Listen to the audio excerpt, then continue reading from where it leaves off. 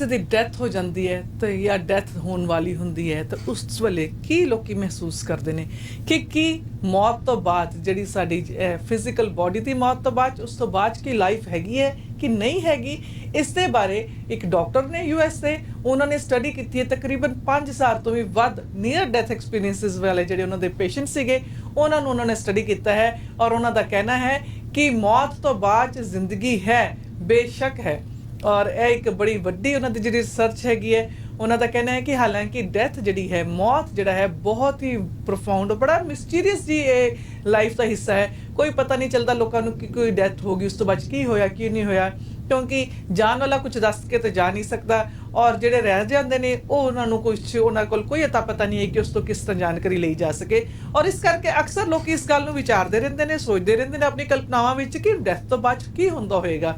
ਔਰ ਇਹ ਜਿਹੜੇ 5,000 ਤੋਂ ਵੱਧ ਜਿਹੜੇ ਨੀਅਰ ਡੈਥ ਐਕਸਪੀਰੀਐਂਸਿਸ ਨੂੰ ਇਹਨਾਂ ਨੇ ਸਟੱਡੀ ਕੀਤਾ ਹੈ। ਇਹ ਰੇਡੀਏਸ਼ਨ ਔਨਕੋਲੋਜਿਸਟ ਵੀ ਹੈਗੇ ਨੇ US ਦੇ ਵਿੱਚ। ਉਹਨਾਂ ਦਾ ਕਹਿਣਾ ਹੈ ਕਿ ਉਹਨਾਂ ਨੇ ਇਹਨਾਂ ਨੂੰ ਸਟੱਡੀ ਕੀਤਾ ਹੈ ਔਰ ਕੋਈ ਸ਼ੱਕ ਨਹੀਂ ਹੈ ਕਿ ਮੌਤ ਤੋਂ ਬਾਅਦ ਜ਼ਿੰਦਗੀ ਹੈਗੀ ਹੈ, ਬਿਲਕੁਲ ਹੈਗੀ ਹੈ। ਔਰ ਡਾਕਟਰ ਜੈਫਰੀ ਲੌਂਗ ਇਹਨਾਂ ਦੀ ਫੈਸੀਨੇਸ਼ਨ ਸੀਗੀ ਇਸ ਤਰ੍ਹਾਂ ਦੇ ਐਕਸਪੀਰੀਐਂਸਿਸ ਦੇ ਨਾਲ ਜਿਹੜੇ ਲੋਕੀ ਮੌਤ ਦੇ ਮੂੰਹ ਦੇ ਵਿੱਚ ਪਹੁੰਚੇ ਹੁੰਦੇ ਸੀਗੇ। ਔਰ ਉਹਨਾਂ ਨੇ ਇੱਕ ਜਿਹੜੀ ਹੈ ਫਾਊਂਡੇਸ਼ਨ ਵੀ ਸ਼ੁਰੂ ਕੀਤੀ ਸੀ 1998 ਦੇ ਵਿੱਚ, ਜਿਸ ਦਾ ਨਾਂ ਹੀ ਰੱਖਿਆ ਗਿਆ ਹੈ near death experience research foundation. ਔਰ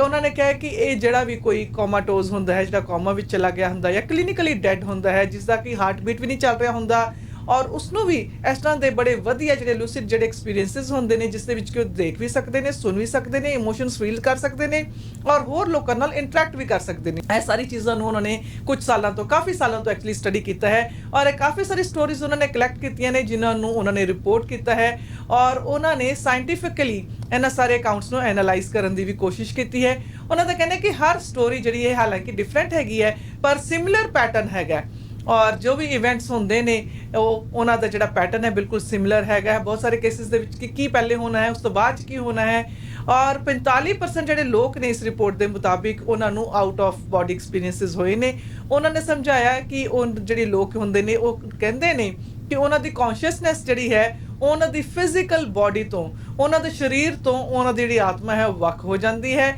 ਔਰ ਫਿਰ ਬਾਡੀ ਦੇ ਉੱਪਰ ਉਹ ਜਿਹੜੀ ਆਤਮਾ ਹੈ ਘੁੰਮਦੀ ਹੈ ਜਾਂ ਤੁਸੀਂ ਕਹਿ ਲਓ ਕਿ ਉਹਨਾਂ ਦੀ ਜਿਹੜੀ ਕੌਨਸ਼ੀਅਸਨੈਸ ਬਾਡੀ ਦੇ ਉੱਪਰ ਘੁੰਮਦੀ ਹੈ ਔਰ ਫਿਰ ਉਸ ਕਰਕੇ ਉਹਨਾਂ ਨੂੰ ਆਲੇ ਦੁਆਲੇ ਕੀ ਹੋ ਰਿਹਾ ਹੈ ਉਹਨਾਂ ਦੀ ਬਾਡੀ ਦੇ ਉਹਨਾਂ ਨੂੰ ਸਭ ਪਤਾ ਹੁੰਦਾ ਹੈ। ਔਰ ਇਹ ਜਿਹੜਾ ਆਊਟ ਆਫ ਬਾਡੀ ਐਕਸਪੀਰੀਐਂਸ ਹੈਗਾ ਹੈ ਉਸ ਕਰਕੇ ਲੋਕਾਂ ਦਾ ਕਹਿਣਾ ਹੈ ਕਿ ਉਹ ਇੱਕ ਹੋਰ ਹੀ ਦੁਨੀਆ ਦੇ ਵਿੱਚ ਟਰਾਂਸਪੋਰਟ ਹੋ ਜਾਂਦੇ ਨੇ। ਬਹੁਤ ਸਾਰੇ ਲੋਕੀ ਕਹਿੰਦੇ ਨੇ ਕਿ ਉਹ ਇੱਕ ਟਨਲ ਦੇ ਥਰੂ ਪਾਸ ਕਰਦੇ ਨੇ, ਇੱਕ ਜਿਹੜੀ ਹੈ ਟਨਲ ਦੇ ਵਿੱਚੋਂ ਜਾਂਦੇ ਨੇ ਔਰ ਉਸ ਤੋਂ ਬਾਅਦ 'ਚ ਉਹਨਾਂ ਨੂੰ ਬਹੁਤ ਜ਼ਿਆਦਾ ਬ੍ਰਾਈਟ ਲਾਈਟ ਮਹਿਸੂਸ ਹੁੰਦੀ ਹੈ ਜਿੱਥੇ ਕਿ ਉਹ ਆਪਣੇ ਜਿਹੜੇ ਉਹਨਾਂ ਤੋਂ ਆਲਰੇਡੀ ਵਿਛੜ ਚੁੱਕੇ ਲੋਕ ਹੁੰਦੇ ਨੇ, ਜਿਨ੍ਹਾਂ ਦੀ ਮੌਤ ਹੋ ਚੁੱਕੀ ਹੁੰਦੀ ਨੇ, ਭਾਵੇਂ ਉਹਨਾਂ ਦੇ ਪੈਟਸ, ਉਹ ਸਾਰੇ ਉਹਨਾਂ ਨੂੰ ਮਿਲਦੇ ਨੇ ਜਿਹੜੇ ਕਿ ਆਪਣੀ ਜ਼ਿੰਦਗੀ ਨੂੰ ਬਹੁਤ ਹੀ ਵਧੀਆ ਤਰੀਕੇ ਦੇ ਨਾਲ ਉੱਥੇ ਇੰਜੋਏ ਕਰ ਰਹੇ ਹੁੰਦੇ ਨੇ ਦੂਸਰੀ ਦੁਨੀਆ ਦੇ ਵਿੱਚ। ਔਰ ਇਹਨਾਂ ਲੋਕਾਂ ਨੇ ਇਹ ਜਿਹੜੇ ਐਕਸਪੀਰੀਐਂਸ ਦੱਸੇ ਨੇ ਉਹਨਾਂ ਦਾ ਕਹਿਣਾ ਹੈ ਕਿ ਉਹਨਾਂ ਨੂੰ ਉੱਥੇ ਜਾ ਕੇ ਜਦੋਂ ਉਹਨਾਂ ਨੂੰ ਲਾਈਟ ਮਹਿਸੂਸ ਹੁੰਦੀ ਹੈ ਉੱਥੇ ਉਹਨਾਂ ਨੂੰ ਆਪਣੇ ਪੁਰਾਣੇ ਜਿਹੜੇ ਵਿਛੜੇ ਦੇ ਮਿਲਦੇ ਨੇ, ਪੈਟਸ ਮਿਲਦੇ ਨੇ ਤੇ ਉਹਨਾਂ ਨੂੰ ਬਹੁਤ ਹੀ ਜ਼ਿਆਦਾ ਪਿਆਰ ਔਰ ਪੀਸ ਦਾ ਜਿਹੜਾ ਅਨੁਭਵ ਹੁੰਦਾ ਹੈ, ਬਹੁਤ ਜ਼ਿਆਦਾ ਸ਼ਾਂਤੀ ਮਹਿਸੂਸ ਹੁੰਦੀ ਹੈ ਔਰ ਉਹਨਾਂ ਨੂੰ ਇਸ ਤਰ੍ਹਾਂ ਲੱਗਦਾ ਹੈ ਕਿ ਅਸਲ ਦੇ ਵਿੱਚ ਉਹ ਅਸਲੀ ਘਰ ਹੈ ਉਹਨਾਂ ਦਾ ਜਿੱਥੇ ਕਿ ਉਹ ਬਾਅਦ ਚੋਂ ਦੀ ਪਹੁੰਚਦੇ ਨੇ। ਔਰ ਇਸ ਤਰ੍ਹਾਂ ਦੇ ਕਾਫੀ ਸਾਰੇ ਵਿਟਨੈਸਿਸ ਉਹਨਾਂ ਨੇ ਕੀਤੀਆਂ ਨੇ ਚੀਜ਼ਾਂ ਜਿਸ ਦੇ ਵਿੱਚ ਕਿ ਇਸ ਤਰ੍ਹਾਂ ਦੇ ਕਾਫੀ ਸਾਰੇ ਨੈਰੇਟਿਵਸ ਨੇ। ਉਹਨਾਂ ਨੇ ਦੱਸਿਆ ਕਿ ਇੱਕ ਔਰਤ ਜਿਹੜੀ ਸੀਗੀ ਉਹ ਵੀ ਉਸ ਦਾ ਵੀ ਕਹਿਣਾ ਸੀਗਾ ਕਿ ਉਸਨੇ ਦੱਸਿਆ ਕਿ ਉਹ ਆਪਣੀ ਕੌਨਸ਼ੀਅਸਨੈਸ ਜਿਹੜੀ ਹੈ ਖੋ ਚੁੱਕੀ ਸੀਗੀ, ਆਪਣੇ ਘਰ ਆਪਣੇ ਘੋੜੇ ਦੇ ਉੱਪਰ ਇੱਕ ਟ੍ਰੇਲ ਦੇ ਉੱਪਰ ਰਾਈਡ ਕਰਦੀ ਪਈ ਸੀ, ਘੋੜੇ ਦੇ ਉੱਪਰ ਜਾ ਰਹੀ ਸੀਗੀ ਔਰ ਬਾਡੀ ਜਿਹੜੀ ਹੈ ਉਸੇ ਟ੍ਰੇਲ ਤੇ ਹੀ ਰਹਿ ਗਈ। ਜਦੋਂ ਉਸਨੂੰ ਜੋ ਬੇਹੋਸ਼ ਹੋ ਗਈ ਹੈ, ਕੌਨਸ਼ੀਅਸਨੈਸ ਉਸਦੀ ਚਲੀ ਗਈ ਤੇ ਉਹ ਜਦੋਂ ਉਸਦੀ ਮੌਤ ਹੋਈ ਹੈ ਕਹਿ ਲਓ ਤੇ ਬਾਡੀ ਉੱਥੇ ਹੀ ਰਹਿ ਗਈ, ਟ੍ਰੇਲ ਦੇ ਉੱਪਰ ਹੀ ਪਈ, ਪਰ ਜਿਹੜਾ ਉਸਦੀ ਕੌਨਸ਼ੀਅਸਨੈਸ ਹੈਗੀ ਹੈ ਉਹ ਘੋੜੇ ਦੇ ਨਾਲ ਵਾਪਿਸ ਬਾਰਨ ਤੱਕ ਚਲੀ ਗਈ। ਔਰ ਬਾਅਦ ਚੋਂ ਉਸਨੇ ਪੂਰਾ ਡਿਸਕ੍ਰਾਈਬ ਕੀਤਾ ਕਿ ਕਿਸ ਤਰ੍ਹਾਂ ਐਗਜ਼ੈਕਟਲੀ